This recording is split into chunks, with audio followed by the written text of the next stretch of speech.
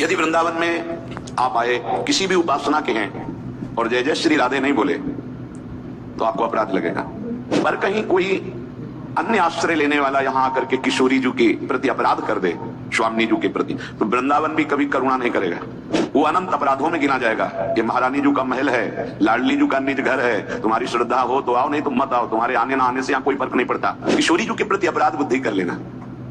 प्रायः जो बाहरी जन है वो नहीं जानते हैं किशोरी जी की महिमा को न जानने के कारण कुछ का कुछ ऐसा भारी अपराध है। इनके रास विलास को समझना बड़े बड़े ब्रह्म ज्ञानियों के लिए भी अज्ञेय वस्तु है। ये वैष्णव धाम है। प्रथम यथामति प्रणवों श्री वृंदावन अतिरम्य श्री राधिका कृपा बिनु सबके मनन गम्य। महारानी जी ने कृपा कर दी, धाम में बुलाया, धाम वास दिया।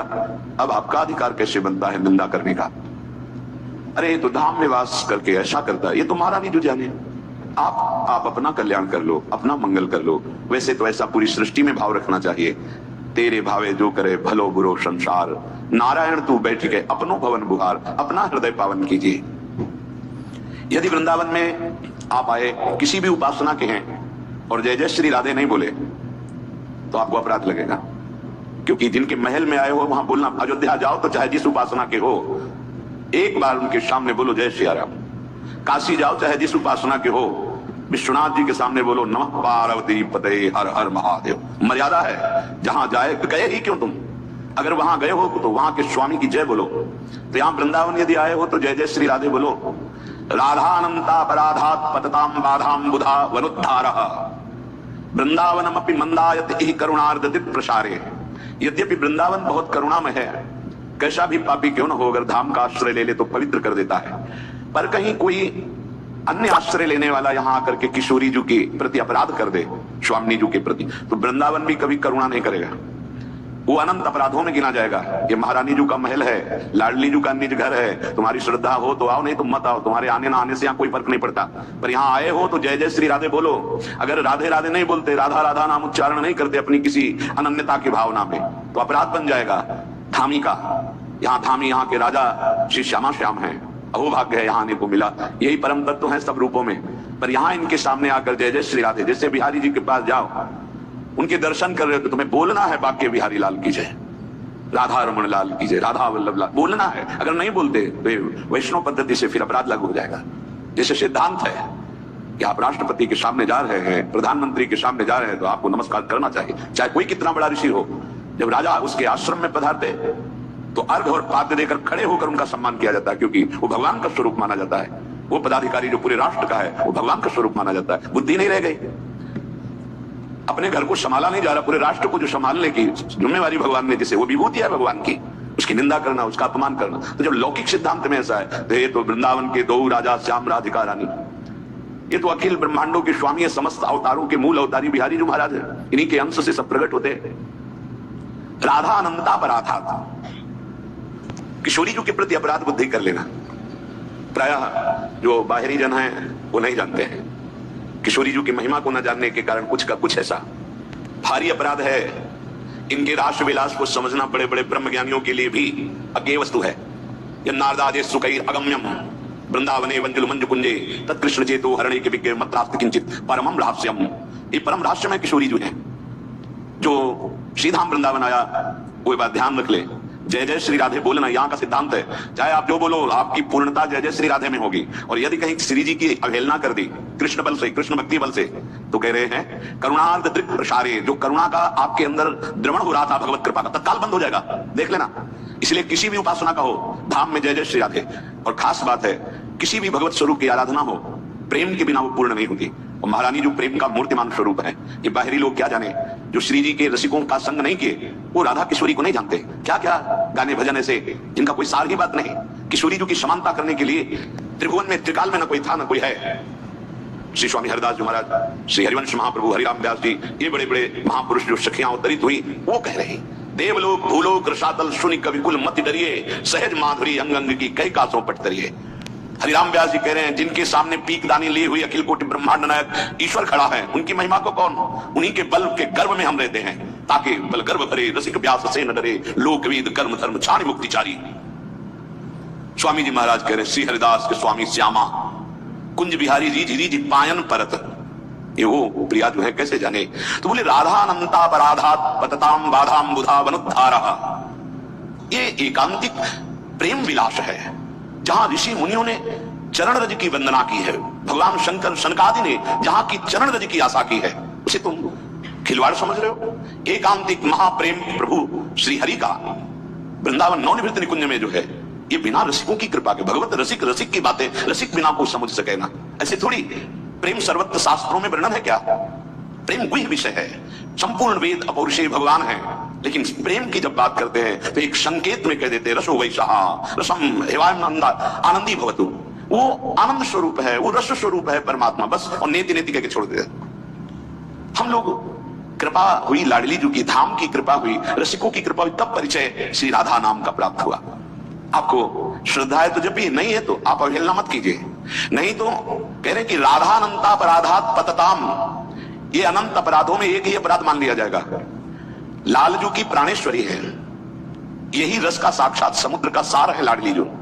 अगर इनके चरणों का आश्रय मिल गया तो रस समुद्र लालजू अधीन हो जाएंगे। ये आनंद, ये परमानंद, ये किसी और साधना से नहीं मिलता है। ये वृंदावन की असीम कृपा उन जीवों पर चाहे जाऊं। आप लोगों ने क्या साधना की भगवान जाने, लेकिन भगवान महादेव की कृपा से, जिसे शास्त्र साधना कहते हैं, वो करवाई है, पर आपको हृदय से कहते हैं आनंद मिला है। पर जो आनंद प्यारी जो के चरणों में महादेव जी ने ला कर दिया, वो आनंद हाथ उठा के कहते हैं वो साधना पे नहीं मिला।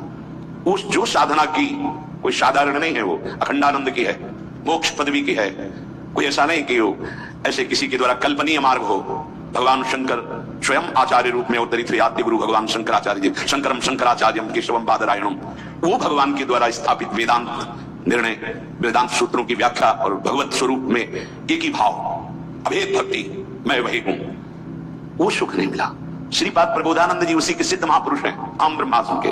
पर जब इस सुख में आए तो जो सुख का अनुभव कृतकृत्यता का हुआ, वो कहते हैं वो मोक्ष सुख थुतकी कृत्य हो जाता है, थूक देने योग्य होता है। ऐसा प्यारी जी के चरणों से सुख मिलता है। रसम हेवान लब्धो आनंदी भवतु, ये रस जब मिल जाता है तो जो आनंद प्रकट होता है वो त्रिभुवन में नहीं, क्योंकि आनंद सिंधु प्रभु इसी आनंद के लिए लाडली जी से याचना करते हैं। मांगत लाल लाडिलो नागर, प्रकट भई दिन दिन की चोरी, दान दे रही नवल किशोरी। आपको नहीं समझ में आता है तो मत समझिए, नहीं भाव बनता मत सुनिए। तुम्हें किसी ने बुलाया तो नहीं, पर निंदा अगर कर दी और हेलना कर दी तो एक ही अपराध, किशोरी जो का अपराध, बोले अनंत अपराध के अंतर्गत गिना जाएगा, तुम्हारा जीवन बाधाओं से युक्त हो जाएगा। और वृंदावन में यद्यपि वृंदावन बड़ा कृपालु है, पर राधा अपराधी को वृंदावन भी कभी करुणा नहीं करता, और हरि उसे महान दंड देते हैं, क्योंकि हरि किशोरी जो के नाम और रूप के अधीन है।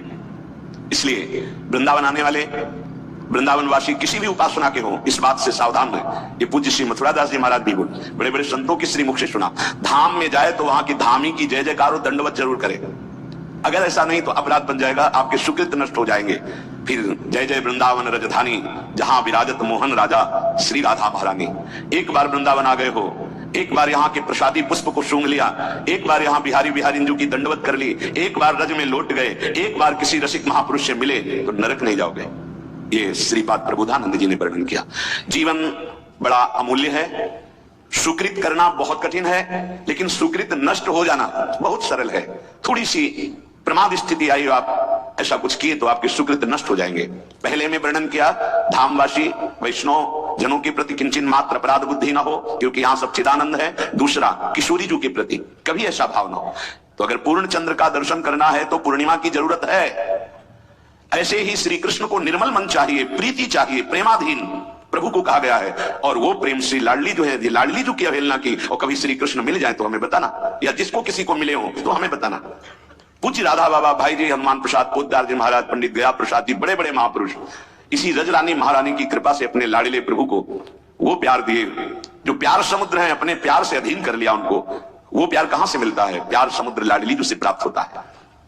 इस समय मनुष्य की बड़ी दुर्दशा हो रही है। महापुरुषों के वचन, दुर्दशा किसे कहते हैं? जो माया के द्वारा रचे हुए प्रलोभनों और भोगों में अपने जीवन को लगाकर नष्ट कर रहे हैं। बड़ा गर्व है, सर्दी का समय है और एक चैन पड़ी है सोने की, तो यहां तक की बटन खुली है, क्योंकि उसे खोल के दिखाना कि हम सोने की चैन पहने। कौन सी खास बात भैया? अरे ब्रह्मांड नायक की सृष्टि को तुमने देखा कहां है? कितना बड़ा सोने का पहाड़, बड़ा आश्चर्य होता है।